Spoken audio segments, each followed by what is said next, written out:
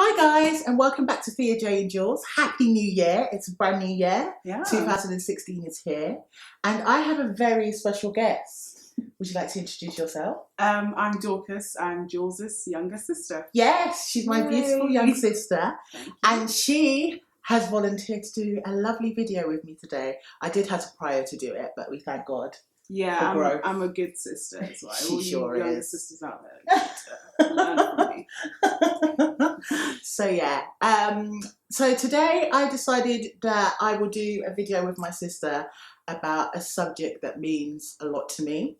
I think in our previous videos we've spoken about, well, I've spoken about me dealing with a miscarriage, and I wanted to kind of do a video focusing about it, and I'm here with my sister to talk about it.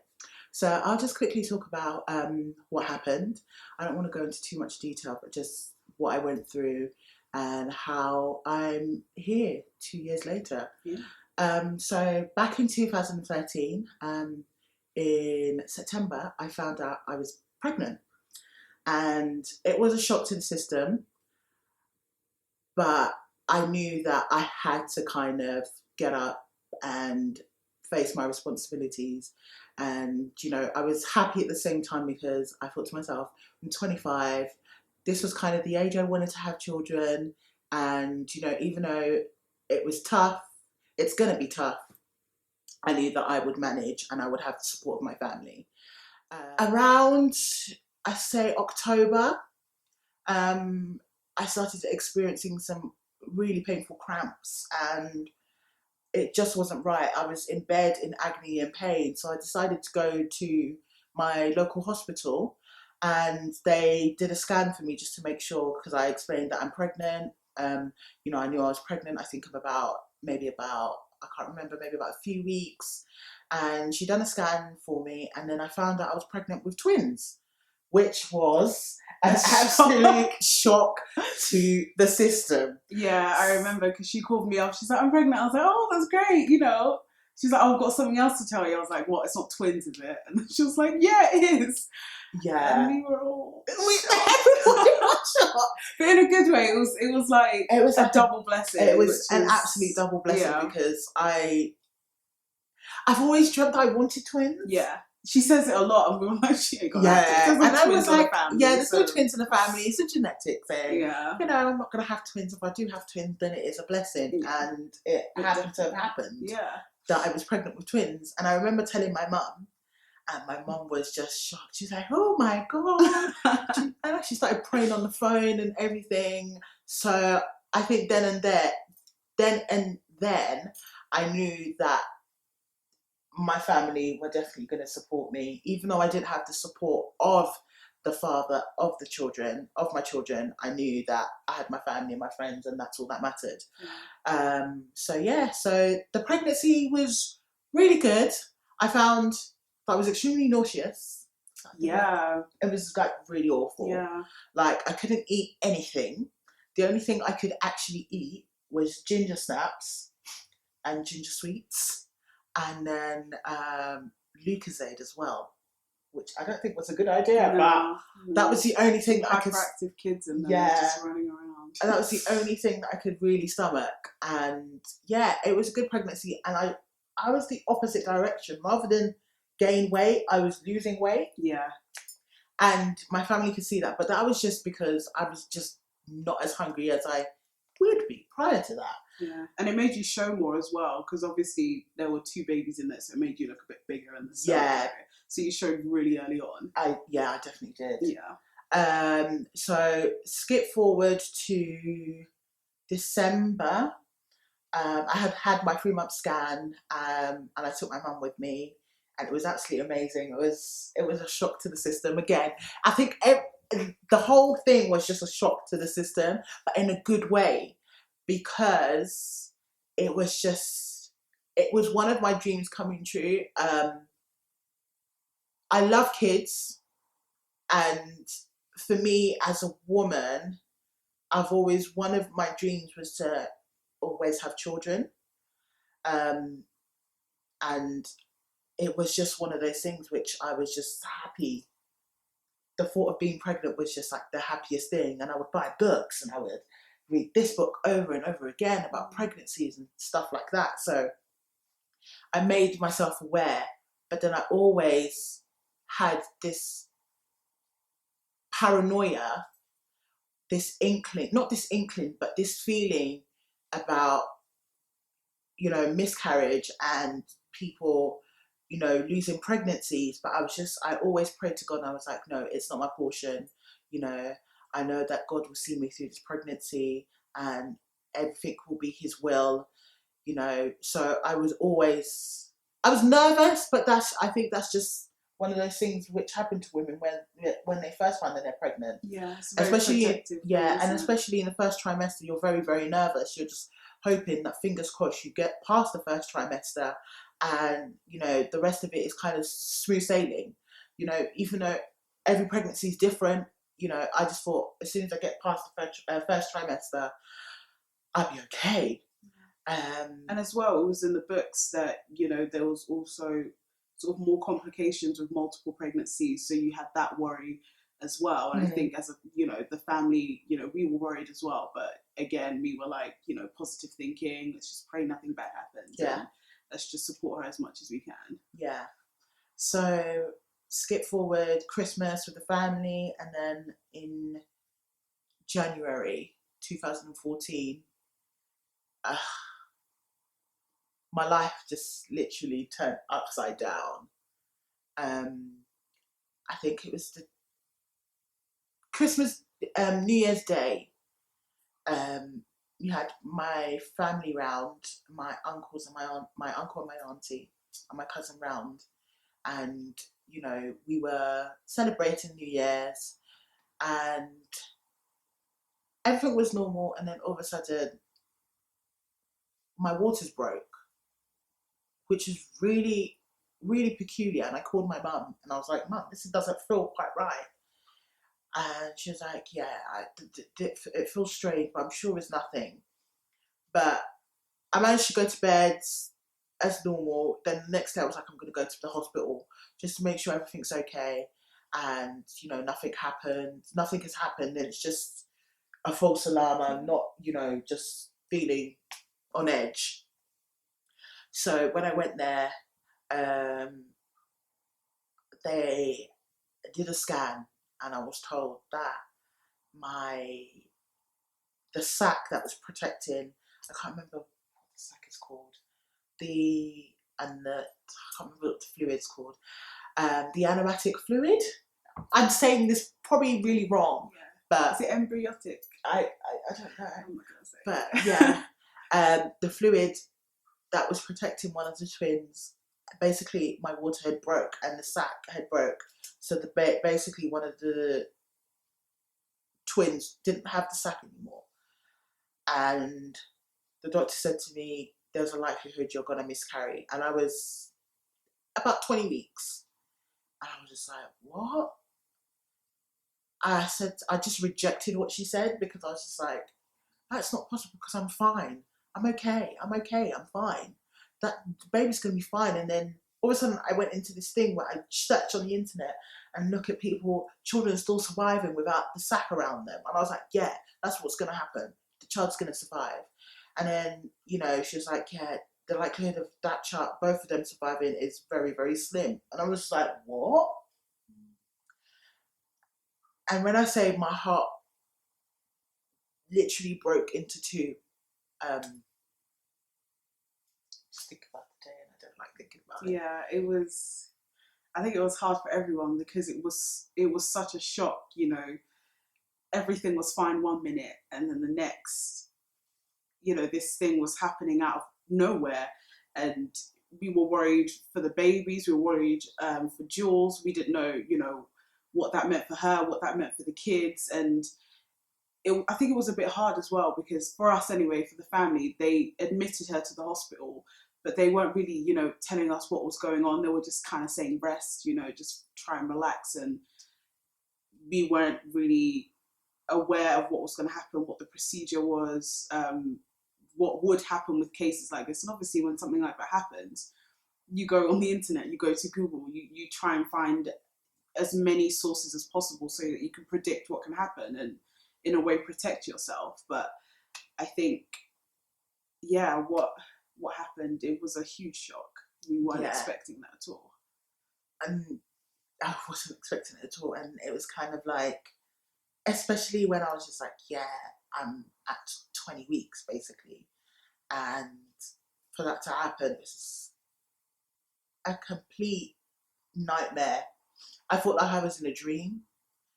And I don't want to go too much into it. I ended up spending 7 days in hospital, and I lost both of the twins, and I ended up getting a blood infection, and I was taken into theatre because I hadn't given birth to the placenta.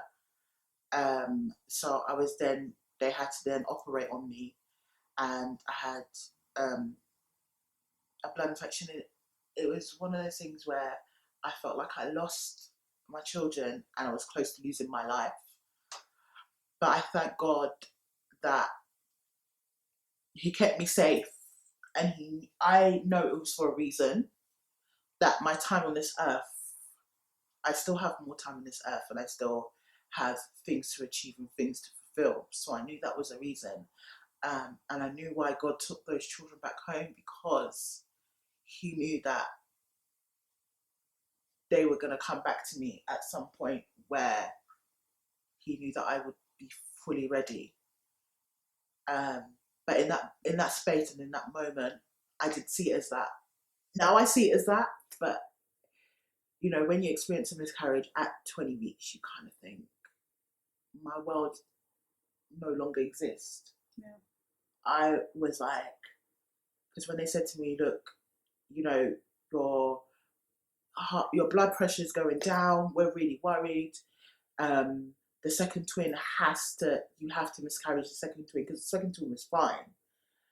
We have to actually put you into labour. And I was like, no, that's not going to happen. It's not going to happen.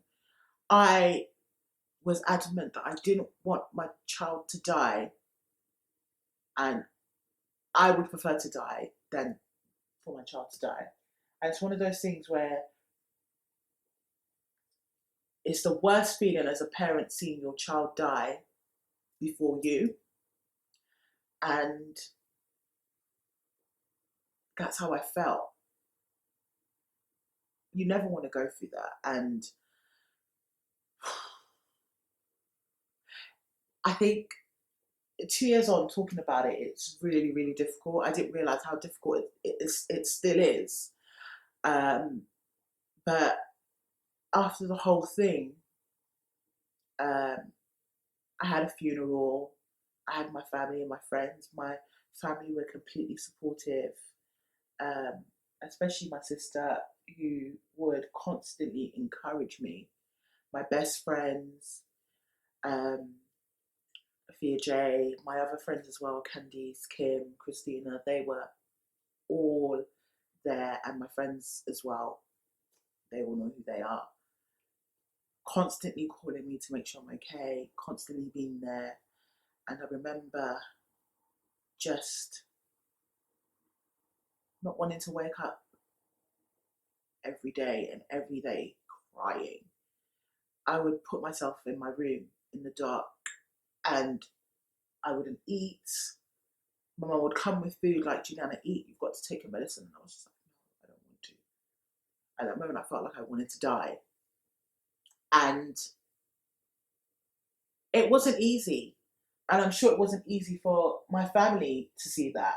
Yeah, I think, because obviously we'd seen how protective, naturally, obviously, as a parent, she had become and how strong she'd become. So seeing her in hospital, especially after we lost the first twin, and she was so adamant that she wasn't going to lose the second, and we were like, yeah, you're not going to lose the second. But once the doctors came in and they were like, I'm really sorry, but it's either you or the baby, and to be honest, our priority is you. It was really scary because we saw that protective side of Jules, and we were like, we didn't want to be like telling her what to do, because in the end, it's her life, it was her kids, it was her priority. We're just there to support her. So it was really scary seeing that her life at risk like that. Yeah, it was really hard. And then obviously, after things deteriorated after that, and we did lose the second twin, it was scary after everything that happened and seeing her come home and seeing the way that she was dealing with it, because we didn't, of course, we didn't know what to do. We didn't know what to tell her to do, how to encourage her. We just knew that we had to be there and make sure that she was okay. But it's hard when any loved one is going through anything difficult like that, whether it be a miscarriage or anything. It's really hard to, because all you want to do is kind of protect them and tell them and reassure them that, oh, you know, it's going to be okay. But you don't know that yourself, but you're just hoping that it is going to be okay. And I think it was that positive thinking, and time. Like, time was such a big thing, because it takes time. Everything takes time. You know, you don't get over anything in a day or even years or centuries. You know, it takes time, it takes experience, and it takes growth. Yeah, absolutely. And that's what it is. And that's what my sister said, is that it takes time. 2 years on, it's still difficult for me. And I went to visit their grave on the anniversary.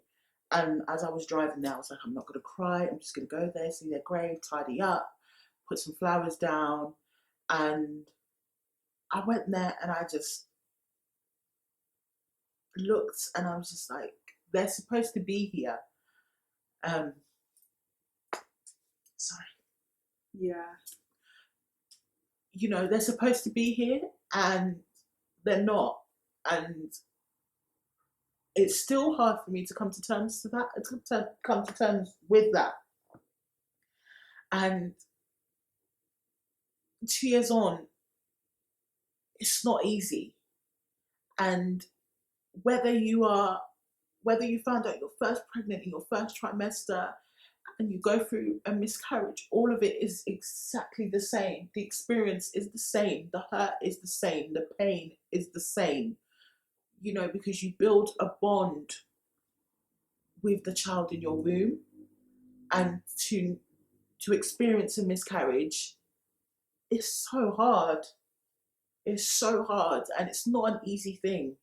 You know, whether you are 7 weeks, whether you are 1 week, 2 weeks, it's not easy.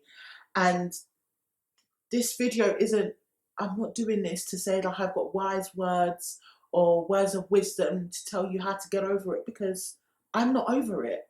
And I'm sure many women out there are still not over it. They still think about it. They think about the future. They think about what if that didn't happen? And I went through a lot of that for the first year. It was, what if I didn't eat that food? What if I didn't read that book? What if that didn't happen? But you know, God puts us in situations for us to come out of it in victory and as a blessing. And I don't see it as they were taken away from me in a bad way, because I know that sooner or later I'm going to see my children again. Only God knows when, but I will. And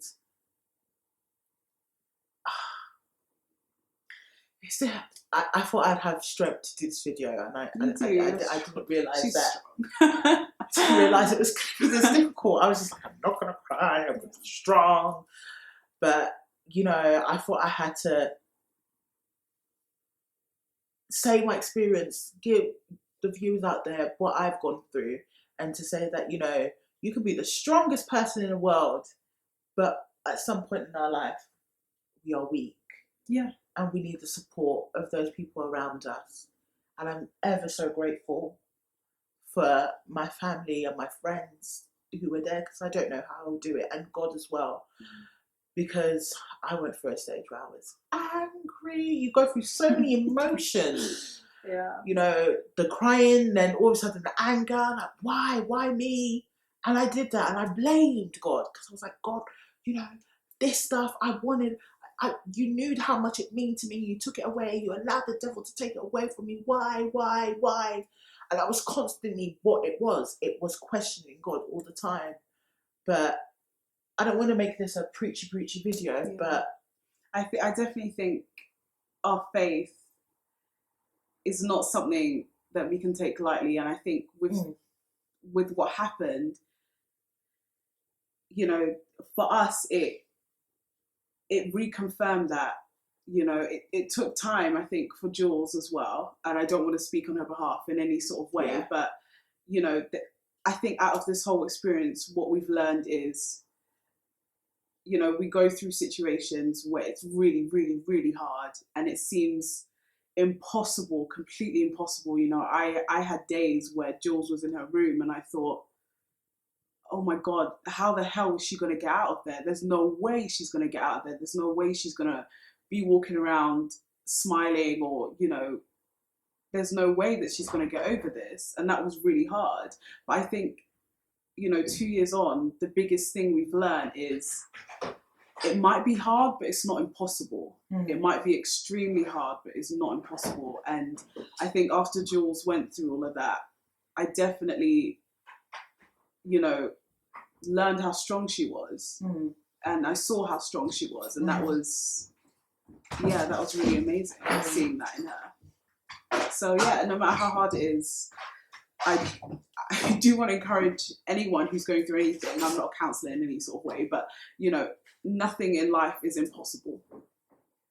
Yeah. So, you know, try and hold on to that, I guess. Definitely. And, you know, to all the ladies, you know, all the families, you know, even the guys as well, who have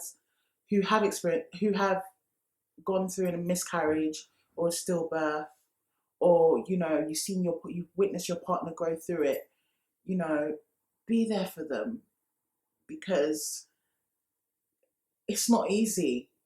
That it's like a dark cloud on top of your head that just won't go away. And, you know, I would encourage you to constantly encourage them to remember, like, you know, it takes time, and, you know, you will get to a place where you feel better and you can get out of bed and put on clothes, you know. And it's important that you get all the support you need. You know, if you feel like, you know, you're getting to a point where you're really depressed and it's taking control of, you know, your surroundings, your life and everything, I advise you find a counsellor. There's an organisation called SANS who help families who have experienced miscarriage and stillbirth. I will put their information in the description bar below for you guys to have a look at their website. They are very, very helpful. You know, if there's any services the NHS can offer you, like counselling, you know, I tried with my local NHS and they were just a complete joke. But that's, you know, not a reflection of all NHS. Yeah, I'm not experience. Exactly. It's just a personal experience, and I made sure that the hospital found out about that. I wrote a letter to them. But, you know, I say again, you know, try and get the help that you need so you can, you know, get up, move on, get on with life. And, you know, I'm not taking away from the experience, because that will always be in your heart, in your mind. But don't let it destroy you, because that isn't the reason, you know, because I'm sure if those children were brought into this earth and were living, you wouldn't feel like that. So even though the circumstances is different, you know, still feel like you can move on with life and you can get on with things and you can deal with everything in life. So yeah. And as well, I kind of add, try not to feel guilty, because I remember there was a stage where she felt really guilty. Like, what if I didn't do this, like you were saying earlier? You know, I said to her, don't tarnish the experience of you being pregnant and, you know, having those children with guilt, because, you know, it was a beautiful experience for Julez and she loved every minute of it. But the fact that they're not here now doesn't then cancel out that experience. You know, you still had them, you still experienced them. You still felt them kicking around in there. You know, you could tell who was kicking. You still had them as your kids, and they are still your kids. So don't feel guilty about it. They're not here now, but that doesn't mean they're not happy wherever they are. Mm-hmm. And I do believe that they are happy wherever they are. Mm-hmm. And I'm sure they want Mummy to be happy too. Yeah. Mummy is happy. She's growing. She's moving on. And I must say, I'm a lot happier these days. Not that I'm... Compared to before, not as in... Yeah. Yeah. You know, and I thank God. I really do. I thank God, because I'm not going to lie. I didn't see the light at the end of the tunnel. I really didn't, but I thank God. Anyway, we've come to the end of the video. Yeah.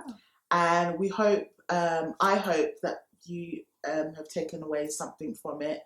You know, look at everything that happens in your life as a blessing, and you know, something bigger is coming out of it, and that's what's important. And just remember the experience, like my sister said, of your pregnancy. You know, it's a beautiful experience finding out you are pregnant, finding out you're going to be a mother to children. So I just remember that thought, and you know, your time will come again. So I hope you guys enjoy the video. Please do comment, share, you know, and subscribe to our page. If you guys want more videos like this, hopefully in the next video you'll see Fia J. She'll be back, but I thought it would be a great experience. A great replacement. She'll be a replacement. All right. Well, I'm a good substitute for now. Yes. So yeah, please let us know. And thank you guys for watching, and I will see you soon. God bless. Bye. I couldn't think of anything. I tried to phone my mum, and my mum was like, let me think about it and I'll call you back. Sorry, she doesn't call me back. But the one thing that I can think of, that growing up in like a Nigerian household, was the bucket bath. Every African